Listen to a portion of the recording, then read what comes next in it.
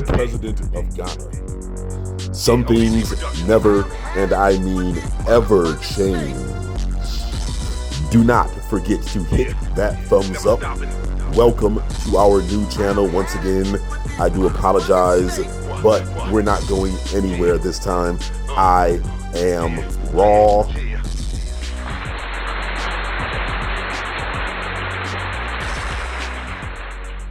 And I've been quietly watching as FBA goes to work on the president of Ghana and his attempt to hijack the reparations movement from FBA. And I've been watching with a keen eye, with my ears open. And what I'm hearing is a natural occurrence, a natural suspicion.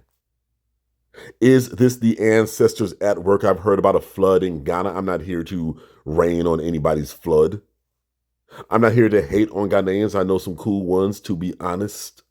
But we have to talk about this. What ethnicity does the president of Ghana come from? Oh, that's very, very important.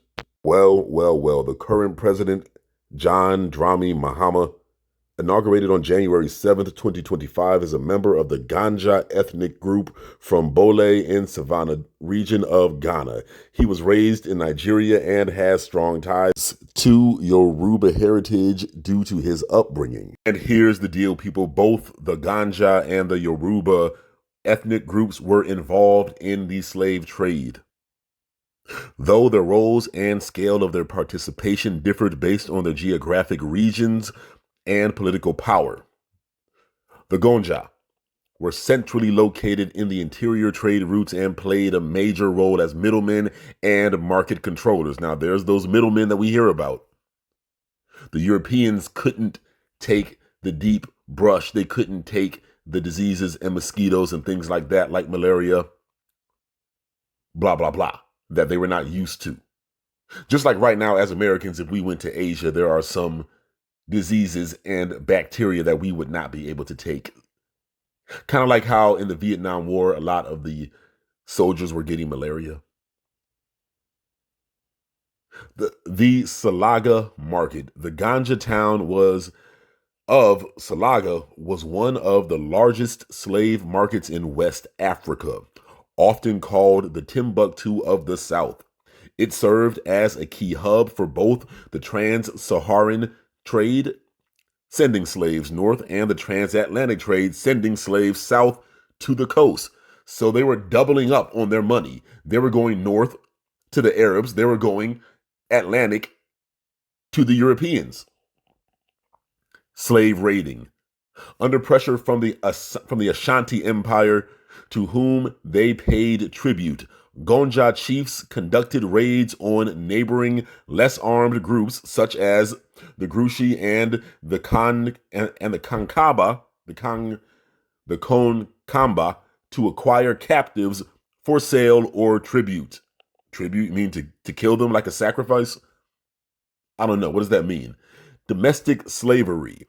Slavery was a deeply embedded institution within the Gonja society. Historical accounts note that in some areas, enslaved people used for farming and domestic labor far outnumbered the native Gonja population. So they had more slaves than they had their own people. And that's who the president of Ghana that bought his slave trading descended ass over here, going to the Edmund Pettus Bridge, trying to get money out of our struggle.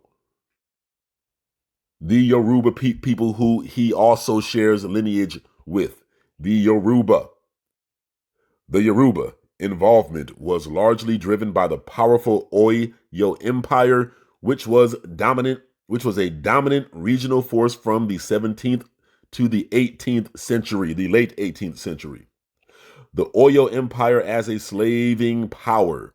At its height, the Oyo Empire actively participated in the Atlantic slave trade by selling war captives and criminals to European merchants at ports like Porto Novo and Ouidah. Targeting non-Yoruba Oyo primarily enslaved non-Yoruba groups such as the Nupe and the Gibe, the Jibe. I don't know how to say that.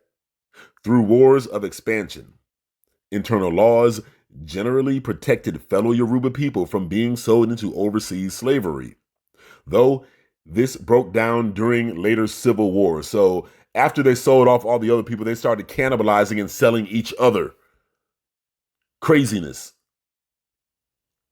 Shift to victims. After the oil empire collapsed in the early 19th century, that's not that long ago, people, the Yoruba land fell into a series of brutal civil wars. Again, after they sold each other, they started killing each other. During this period, many Yoruba people themselves became victims of slave raids by neighboring states like Dahomey and the Sokoto Caliphate, leading to a massive wave of captives being sent to the Americas, particularly Brazil and Cuba. You get that? Particularly Brazil and Cuba. Envoy for reparations, Bill Gabra, says African involvement in the transatlantic slave trade should not undermine calls for reparations. His comments follow a UN resolution recognizing the slave trade as a crime against humanity, reigniting debate over responsibility and justice. Speaking on Channel 1 TV's Face to Face, he says countries which voted no at the UN General Assembly may have done so due to the potential binding implications of recognizing the slave trade as a crime against humanity. The motion had the word crime in it. Mm-hmm. And for some people, that word was a kind of an alarm mm-hmm. that will frighten them. Because once you've committed a crime and you've acknowledged it, the expectation is that you will be punished. Mm-hmm. And so they don't know what punishment is coming their way. And so they will not accept it. They don't want to accept it just to be safe. To be safe. So you can't quote to them that you're part of the resolution that said your country committed a crime.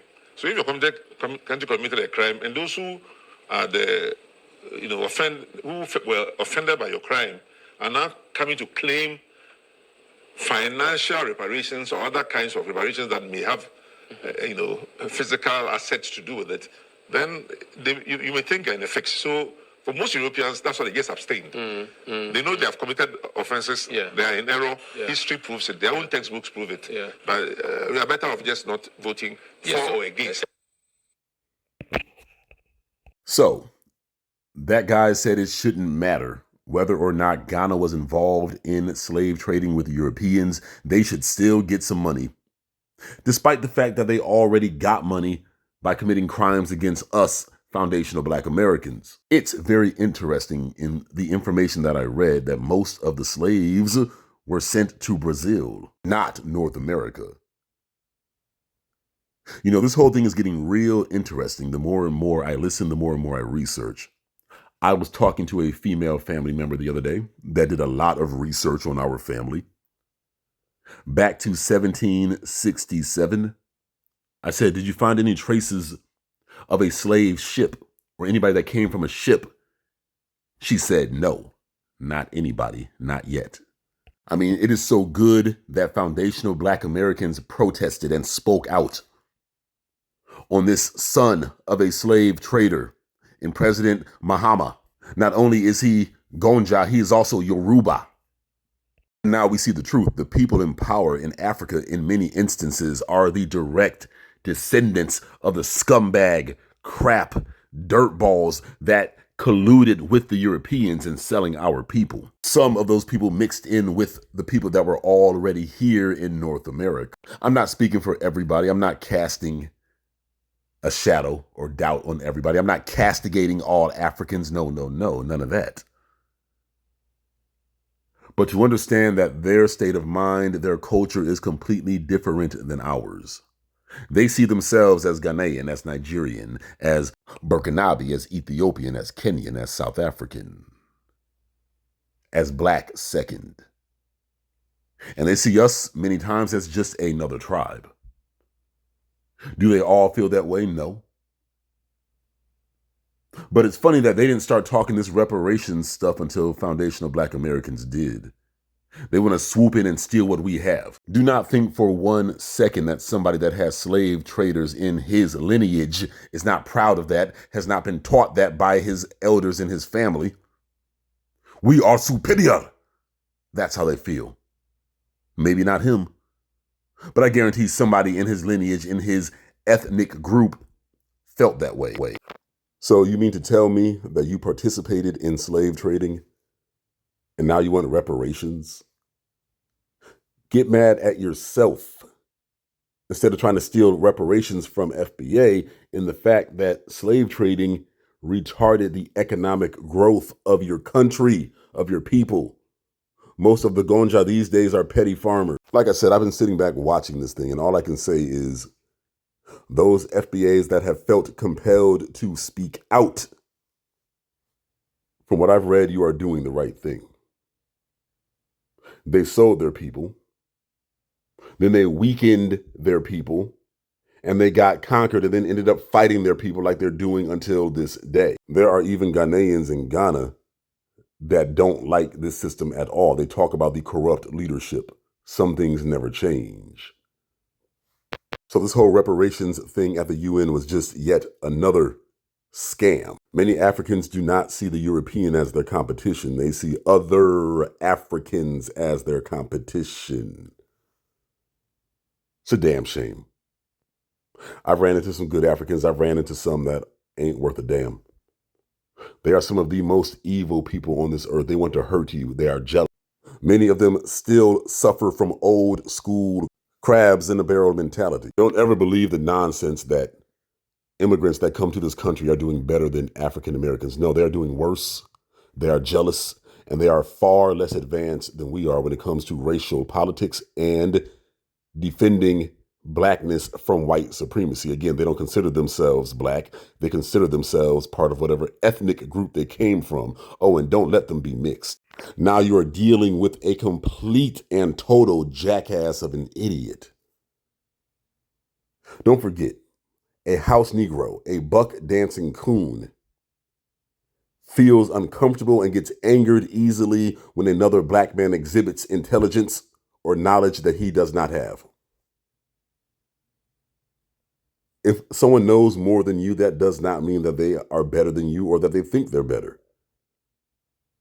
You should be trying to find out what they know. But they're not about success. They are about harming other black people because they are cowardly, scared, and ignorant of the white man. I can go on, but to be continued. Let it be known, the president of Ghana that came over here talking about reparations has a lineage of slave trading. Leave your comments in the box. I am raw.